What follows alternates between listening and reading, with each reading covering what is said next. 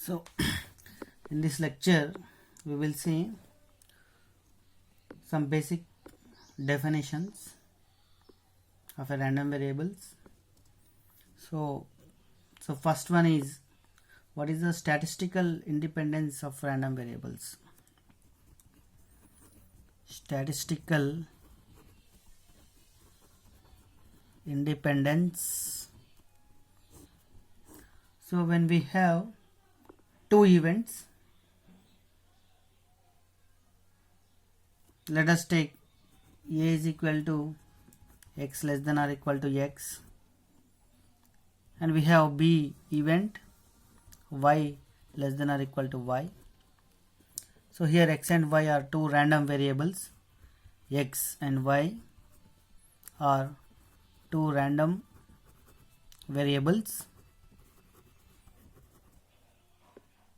So when p of x less than or equal to x comma y less than or equal to y, that means here random variable x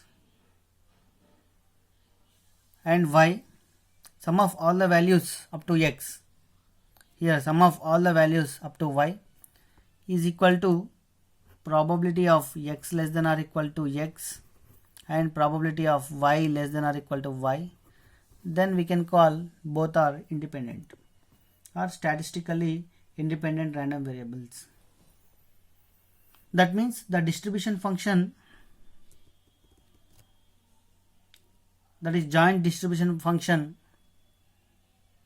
between x and y, if I take fxy of x comma y, if it is equal to fx of x and fy of y, then we can call x and y are statistically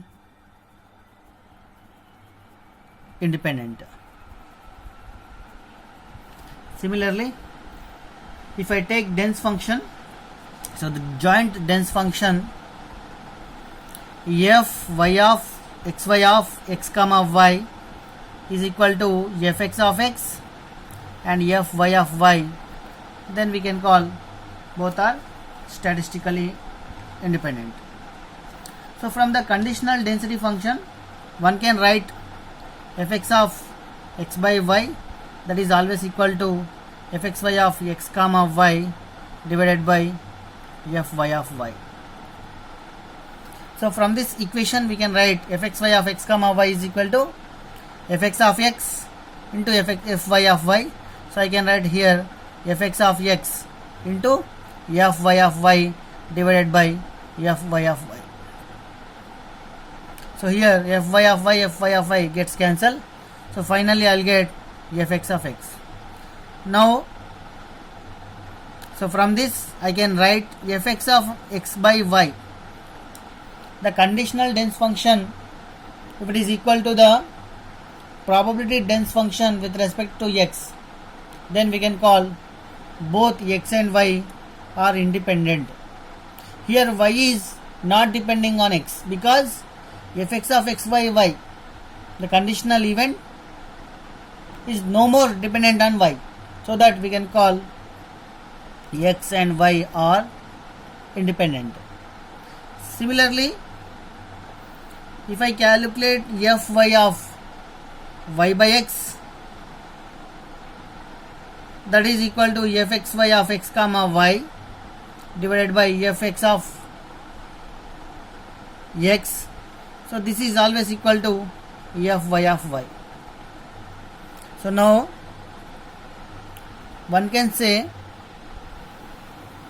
if fxy of x comma y is equal to fx of x and fy of y, then we can call both are statistically independent. Otherwise, if fx of x by y is equal to fx of x or fy of y by x equal to fy of y divided of y, then we can call both are statistical independent random variables. Now we will see what is sum of two random variables. Sum of two random variables. Let us take x is a random variable and y is other random variable, and if I have one more variable, if I write w is equal to x plus y. Now w is a new random variable which is the sum of two random variables x and y. Now I can write the distribution function of w, f w of w, that is given by probability of w which less than or equal to w. All the probabilities, sum of all the probabilities up to the value w. So here capital W, I can write it as probability of x plus y less than or equal to w. So here x plus y, all the sum of all the probabilities which is related to the w random variable up to small w value. So that is better understand with the help of a graph. Let us take, I have all the values of a random variable x on x axis, all the values random variable y on y axis. Let us take a point. So this point is x is equal to w. Let us take this point y is equal to w. So we are taking here all the probabilities up to the w value. That is w is the maximum value. Beyond w we cannot take the sum. So here if I join a line, so these probabilities are represent all the sum of all the value up to w, that is the distribution function f w of w. So that is written as f w of w. We can write it as distribution function with the help of joint density function. Already we have seen all these.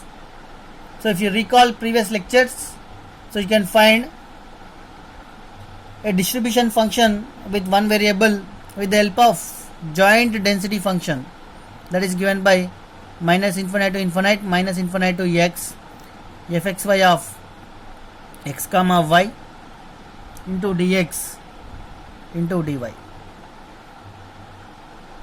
If x and y both are independent random variables, then I can write f w of w always equal to integration minus infinite to infinite integration minus infinite to x fx of x into fy of y into dx dy.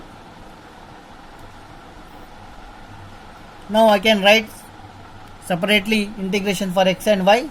Then I will get integration minus infinite to infinite fy of y into dy integration minus infinite to, here in place of x I can write, so w is equal to x plus y. So here w is equal to x plus y. So x is equal to, I can write w minus y. So here I can write w minus y into fx of, in place of x I can write w minus y into dx into dx. So this is fw of w. If I derivate with respect to w, then I will get a dense function. So dense function fw of w is always equal to d by dw into fw of w. So if I derivate this function with respect to w, then I will get a dense function. So the dense function always equal to, so I can write with the help of this. So the dense function fw of w, I can write it as d by dw into this function. So d by dw integration minus infinite to infinite fy of y into dy integration minus infinite to w minus y fx of w minus y into dx. So that is always equal to d by, so integration minus infinite to infinite fy of y into dy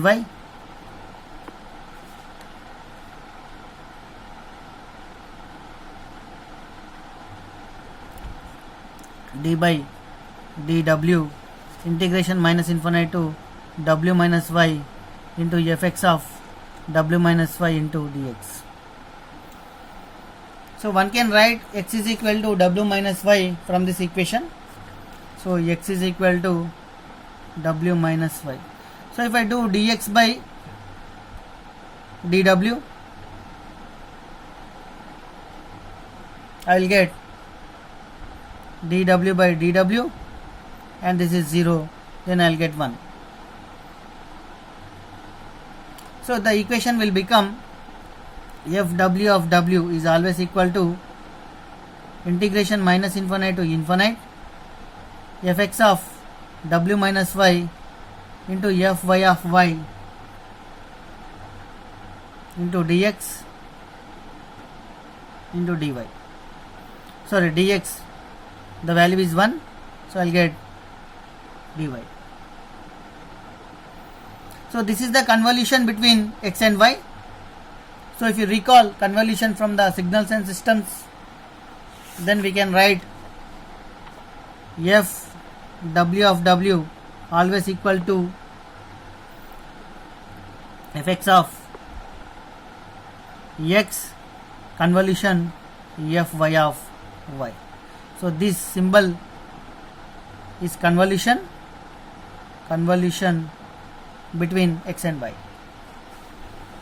So when we have two random variables x and y, and these two random variables are independent, and if I take one more random variable w, that is the sum of two random variables, then the dense function of that sum of random variable always equal to the convolution of dense functions of that independent random variables.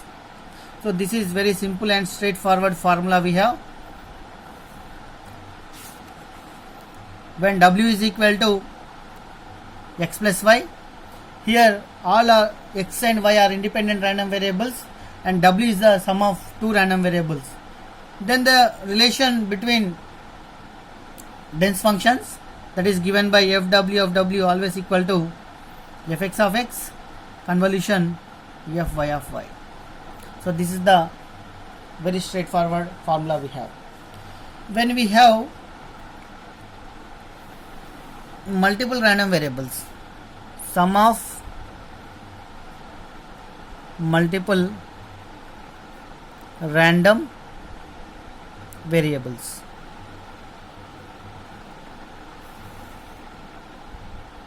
When we have a random variable y, that is sum of n number of random variables x2, x3 up to plus xn. So here y is a sum of n number of random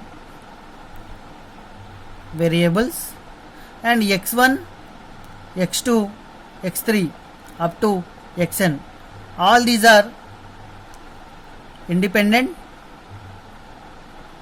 random variables. Then the relation of density functions is very straightforward. Fy of y is always equal to convolution of x1 of x1 convolution fx2 of x2 convolution fx3 of x3 up to convolution fxn of xn. So when we know the sum of two random variables, so similar approach we can follow for n number of random variables. So when any random variable sum of any number of random variables, then the dense function of that random variable is the convolution of independent random variables. So next we have central limit theorem. Central limit theorem. So central limit theorem states that when any random variable y is equal to sum of n number of random variables x1, x2, x3 xn. So these are n number of random variables.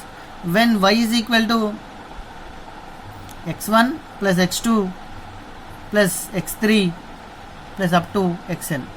That means when any random variable, sum of n number of random variables, when n approaches to infinity, when n value is infinity, then the density function of y is always equal to the Gaussian density function. So the density function f y of y is always equal to the Gaussian density function. Whether these all n number of variables are dependent or independent. So irrespective of dependency, when any variable is a sum of n number of variables, random variables, when n approaches to infinity, the calculation of dense function is very straightforward. That is nothing but Gaussian density function. So this is the central limit theorem. So in the problem, when n number of independent or dependent random variables are given, when he asked the sum, then with the help of Gaussian density function, we can calculate the density function of sum of n number of random variables.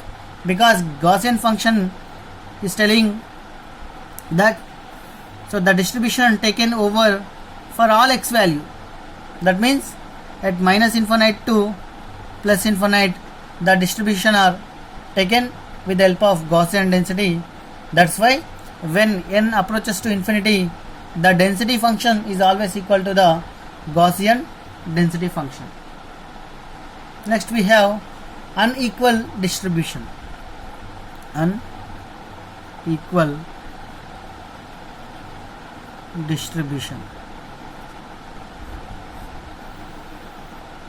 So when we have n number of random variables, that is xn, n vary from 1 to up to capital N.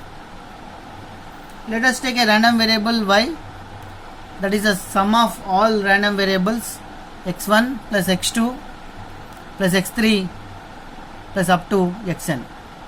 If all the distributions of individual random variables are not equal, then we can call that type of distribution unequal distribution.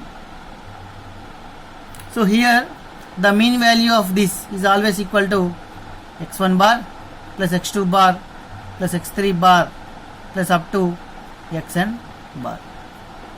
Similarly, the variance of y is always equal to variance of x1 plus variance of x2 plus up to variance of xn. So next we have one more definition, that is equal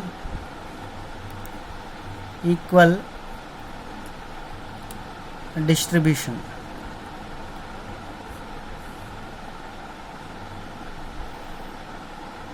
Let y is equal to sum of x1 plus x2 plus x3 plus up to plus xn. So here y is a random variable, that is sum of all independent or dependent random variables x1, x2, x3 up to xn. If the distribution taken equal among all, then we can call that is equal distribution. Let us take w is a normalized random variable. So the normalized value I can calculate with the help of any deviation from the mean value. So generally we can call this is deviation x bar. So if I take any point on this Gaussian density function, let us take this point is w. So this is the deviation from the mean.